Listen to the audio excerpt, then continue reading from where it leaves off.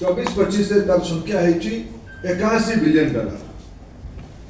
मुद्रास्फीति गोटे मध्यवर्गीय समाज रे गोटे इमर्जिंग इकोनॉमी रे मूल्य वृद्धि गोटे बहुत बड़ प्रसंग थाए, आह्वान थाए सरकार गुड़िक प्रति।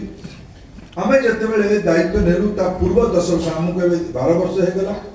हम पूर्व 10 वर्षर इन्फ्लेशन रो एवरेज रेट 8.2 थिला।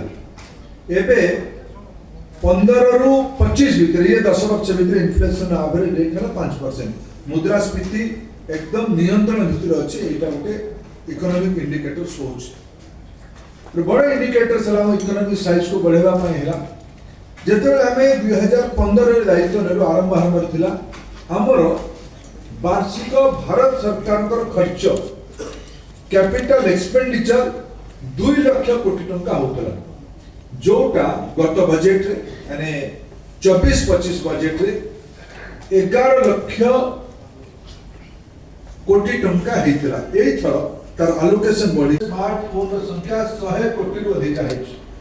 पृथ्वी रे विरल देश रे प्रकार स्मार्टफोन और इंटरनेट इंटरनेट पाखापाखि 86 से 85% लोक भितर पाखापाखि 86% लोक पाखे इंटरनेट अच्छी। माने लोक कथा हवा सह डाटा को उपयोग कर स्मार्टफोन माध्यम बड़ इकोनॉमिक इंडिकेटर।